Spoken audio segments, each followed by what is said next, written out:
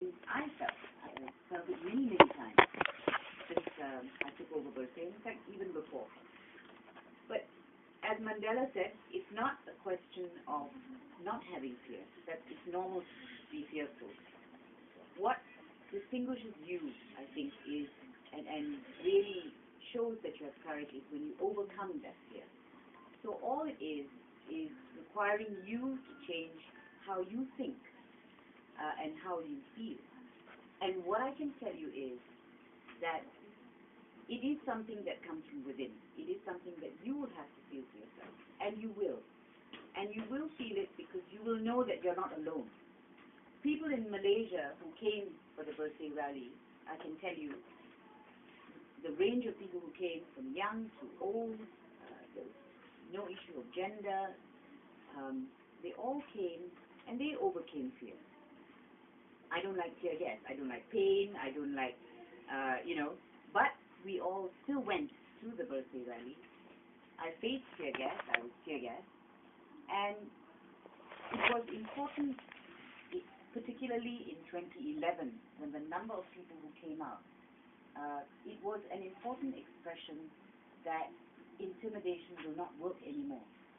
When we are fighting for the country that we love, and that's all this is about, and when we say we want a better system of governance, then I think we should overcome fear. And we will overcome fear. And the way you do that is by knowing that you are not alone. You will never, ever be alone again when you stand up for what is right, because there are enough people who will support you. And I do know that the new ambassador to France. He was the former IGP. He's a good man, and I know that he will feel the same way. He knows what's happening in Malaysia. In Malaysia, no one follows you around closely, tracking you down as to where you are and what you're doing and what you're saying. I have no doubt they follow people like me, fair enough, but not the ordinary Malaysian. That doesn't happen anymore. That's old-fashioned, okay? For goodness sake. All right? We're in a different era now. And I'm very certain that if all of you feel that that's what's happening, that if you went to see the ambassador, this ambassador, I can guarantee you that his thought process will be different from what it was before. And so I would encourage you to meet with the ambassador. And if there's anything that bothers you about the way you are treated, or if you feel that you're being watched, I strongly suggest you raise it with the ambassador. That's what I would say. That's the first thing I would say. But anyway, you're all not afraid you're here, so I'm very happy to see you here. And perhaps what I can start with on my experience with birthday is this, that I think there is no doubt that there are issues at home that bother everyone. And the reason it bothers everyone is because it is about the future of our country. It is about the kind of country we're going to leave for our children. And that's what it's about. Are we prepared to leave to our children a country that has a country where corruption is rife, a country where there is racism, overt racism, a country where there's religious bigotry, high crime rates, etc., etc. It is really about quality of life. I personally think corruption is one of our biggest problems at home. And I know steps are being taken to address issues of corruption, but in my view, they're not enough. In my view, the political will to fight corruption is still not quite there. We have the agencies, we have the speeches that are being made that suggest that perhaps, yes, we are going to fight corruption, but you don't feel that the real fight against corruption is being made. And that is something I hope we will see in the next few years. But again, and here I'll quote Václav Havel, whom you would have heard of, a great man. And he basically said, look, you deserve the government that you get, basically. Stop moaning about it. something. If you have a system you don't like, whining and moaning about it doesn't help. Trying to do something to change it will help. And I'm not saying when I say doing something to change it, you have to all go out there and do something visible. Change has to come from within. Let's take corruption. Maybe even within ourselves, we should stop. In Malaysia, I know it's very easily done. Policeman stops you. Okay, the first question I know some people ask is, okay, berapa? You know, how much? All right, and then that 10 or 20 ringgit that you give the policeman, what you're doing is encouraging the act of corruption. So within us as well, if we can change the way we do things and the way we bring up our children, and we tell them, look, you know, even things like copyright infringement, VCDs that are sold that are infringements of copyright, for example. If we can say to our children, look, that's not right. Do not buy pirated versions of VCDs or CDs now, sorry. VCDs shows you my age. That makes a difference. So anyway, so those are general points that I would make. That I think for everyone, a moment has to arrive in your life when you feel that change is necessary. And that moment may not arrive at the same time for everybody. It doesn't. If you look at Malala, we were just talking about her on our way over here. I don't have to tell you who she is. Malala's moment arrived when she was a child. She's still a child. But her moment had to arrive. It had to arrive. It was thrust upon her. Sometimes moments are thrust upon you. And look at what a difference she's making in the lives of people. She should have, in my view, and I think in many people's view, won the Nobel Peace Prize. But, you know, as I say, she was just a child, and yet her moment had arrived sooner. So it happens at different moments in our lives for all of us. But that moment will arrive. It will arrive, particularly when you look at children, when you look at family, when you look at the next generation, and you think, actually, we really should be doing something to make things better. And that's all this is about.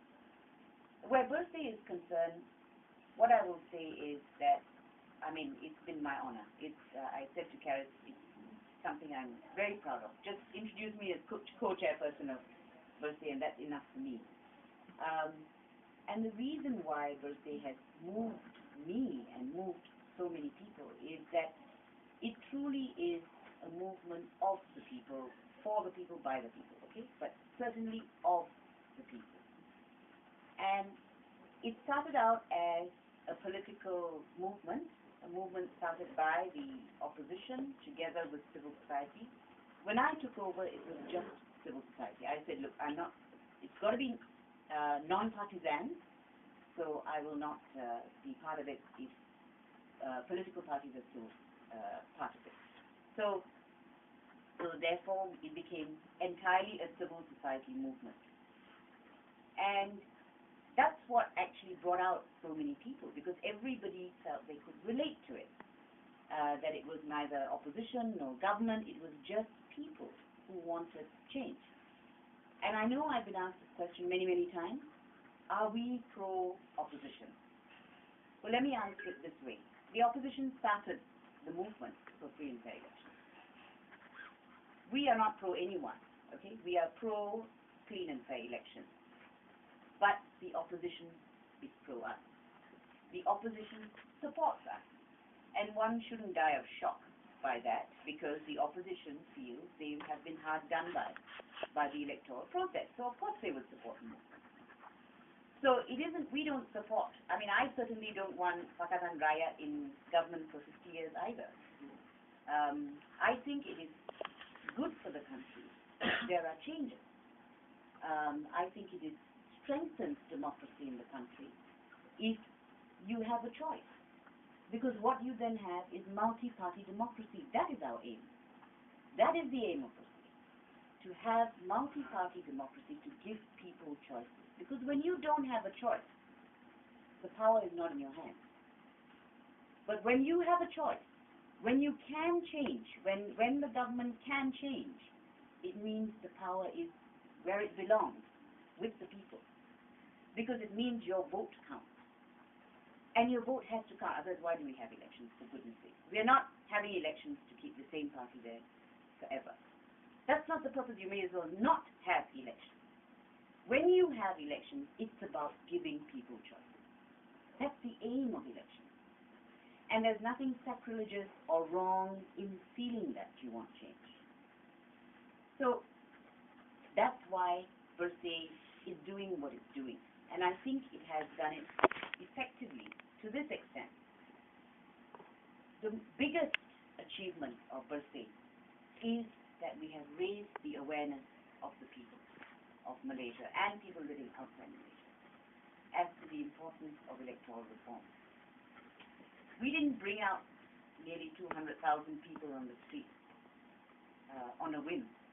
It became very important to people because they began to realize that without a decent, clean electoral system, that vital plank for democracy is not there. And it will eat away at all our other institutions. So that first step of getting clean and fair elections and making sure that the will of the people is represented in the government is such a vital step. Now, when I started with Versailles, it was really hard to get people interested in elections. Okay, and in fact, when I took on Versailles, it was after I was president of the Malaysian Bar, and I thought, oh, I want a quieter life. Okay, so I will take on this thing about clean and fair elections because who could argue about clean and fair elections? You would think that, right? I mean, it's such a given. Of course, everybody would support this. So, of course, we didn't expect the opposition that we got. But anyway, it happened. We went through the process. And then, after the first birthday rally in 2011, people started waking up. And we thought, oh, yeah, we need to look at this, you know. This is about our elections coming up. And is this wrong, and is that wrong? And people started questioning. And it's never wrong for you to question. Don't let anybody tell you otherwise. You must question. This is about your life. This is about the children around you, your children, your family. So you have a right to question. So people then started waking up and thinking, oh, right, okay, let's get interested. And it's wonderful. If you plugged into what's happening at home in the online media, you will see that Malaysians have a lot of views about elections now, which they never had before. And in the 13th general election, Malaysians were so invested in the process. Okay, you actually had people standing outside polling stations, you know, standing there just to make sure that there wasn't any hanky-panky or they didn't see anything unusual or, you know, basically just observing. And then they would report it. And of course now you're dealing with a different world. The information is instant. In the past, you didn't have that kind of information. I mean, to me, if you're religious, what I would say is God put into our hands the most potent and powerful tool, access to information, which is something that we didn't have before. And that really can move mountains. Knowledge moves mountains. And that is what is happening in Malaysia. It is not just about Versailles, it is about Malaysians also becoming engaged, more connected. That's what it is. It isn't a process you can stop. And the sooner those in authority and those in power realize that, the better. We actually want to work with the government. We want to work with the government because we want the system to be improved. We have always said that. But there has to be a will to change. And I'm hoping, I mean, we have another 5 years before the next general election. We're hoping that we can persuade people that this is important to the future of Malaysia.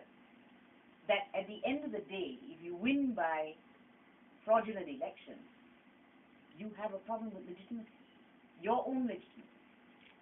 Because people will always be suspicious about whether you ought to be there or not.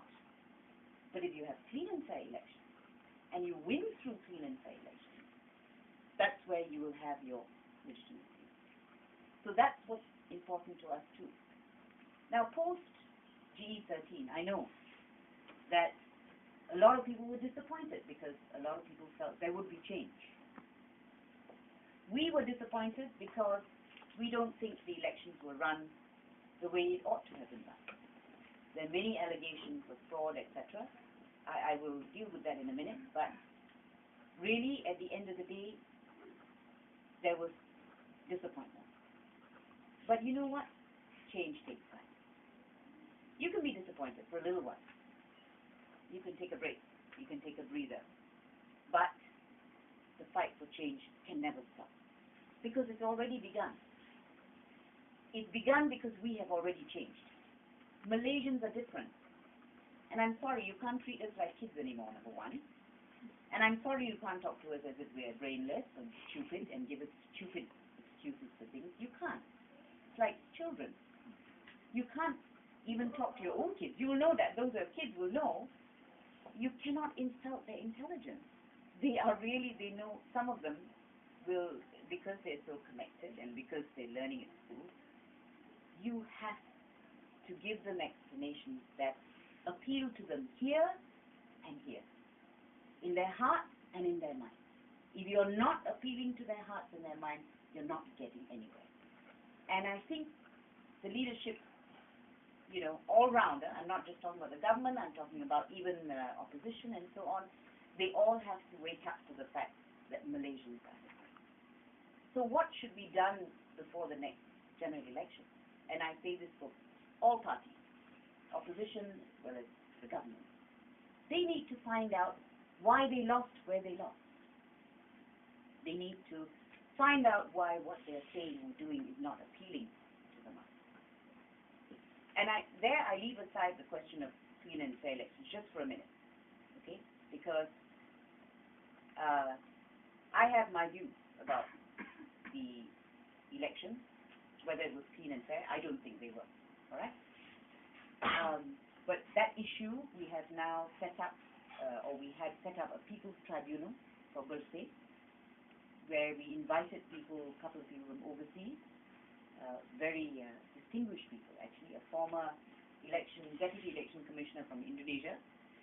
We have a constitutional expert from Kenya, and we have very distinguished three local people who sat on the tribunal and heard evidence for 5 days about what happened in the general election. So we're waiting for those findings to come up. Why did we need to resort to that? People will say, why didn't you just go to court?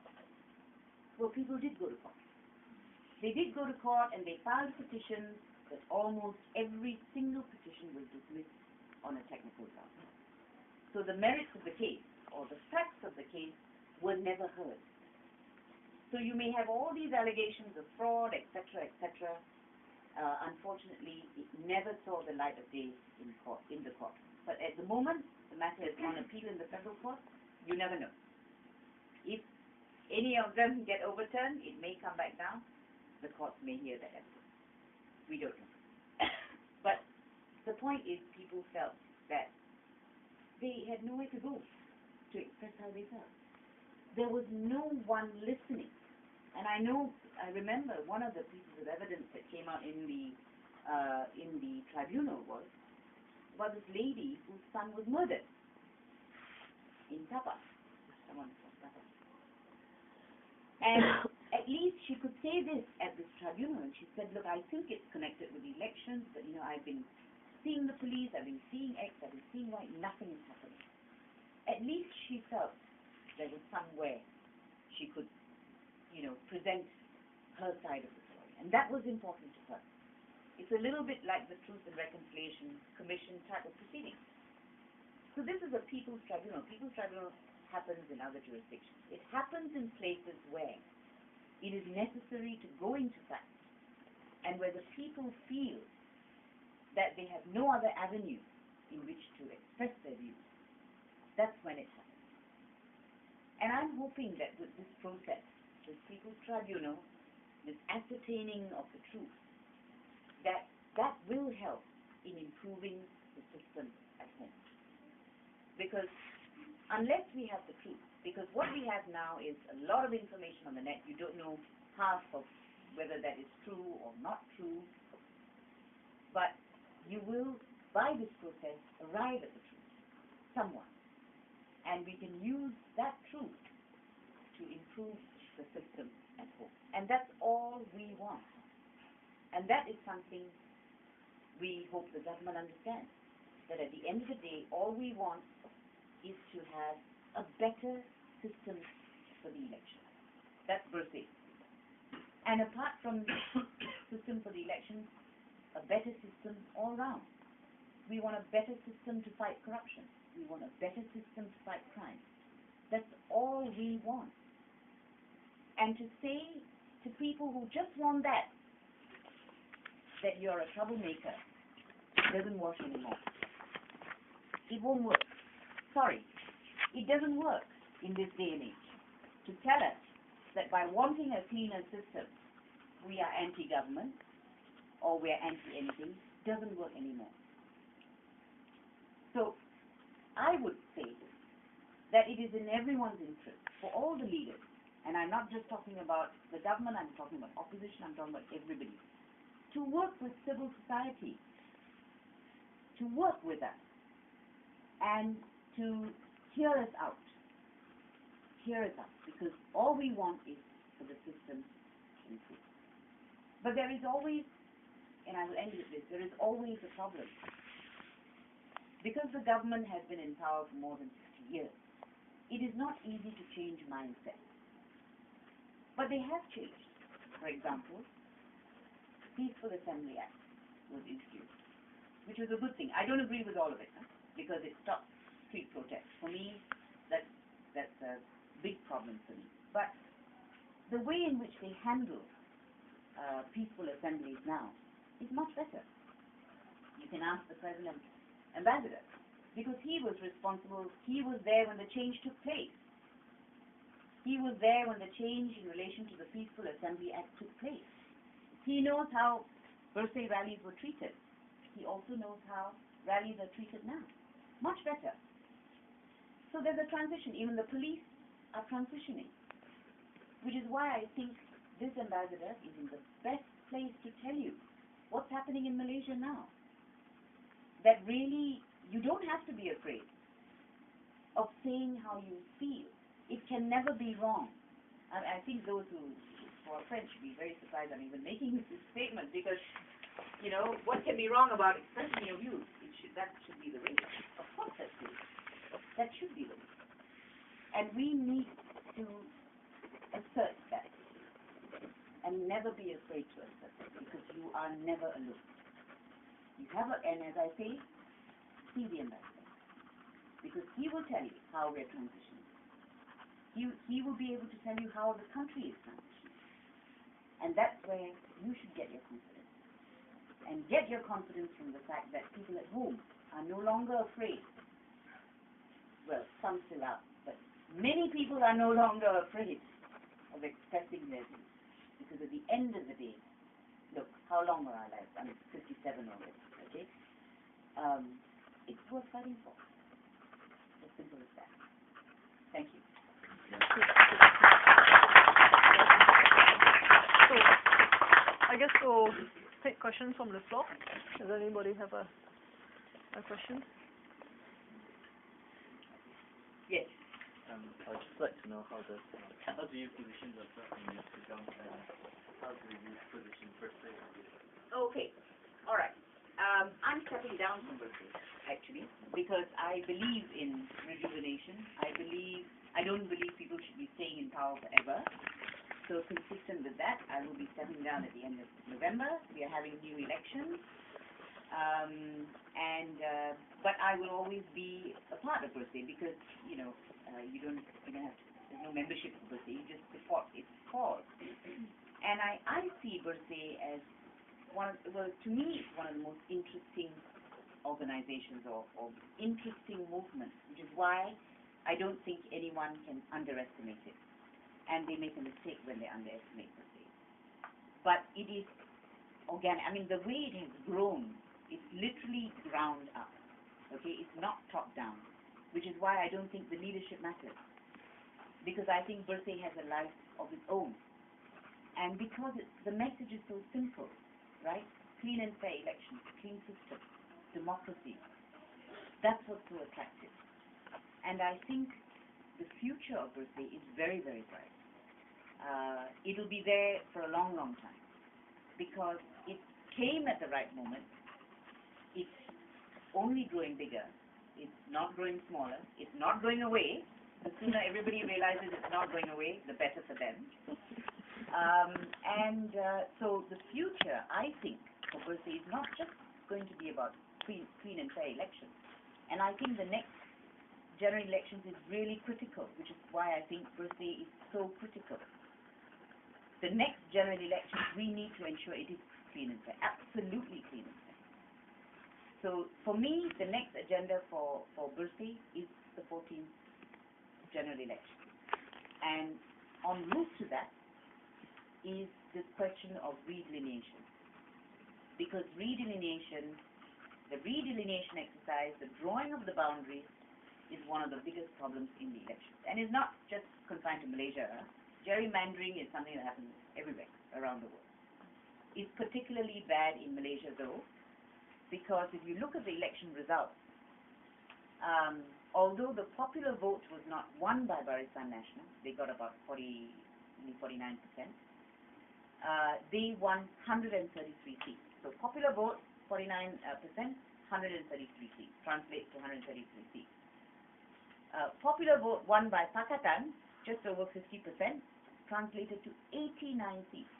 Can you see the disparity? That's because of gerrymandering. That's because of the way boundaries are drawn. So that needs to be corrected. And I think even the EC has admitted that needs to be adjusted. But the problem is this. The EC, well, we have a problem with some members of the EC, okay?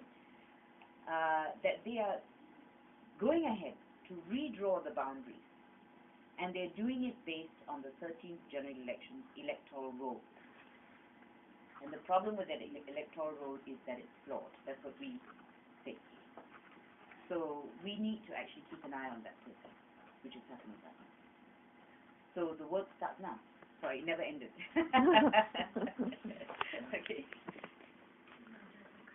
Pascal? Yes. Well, you just addressed part of the questions that I wanted to ask, but I'm still going to go into it.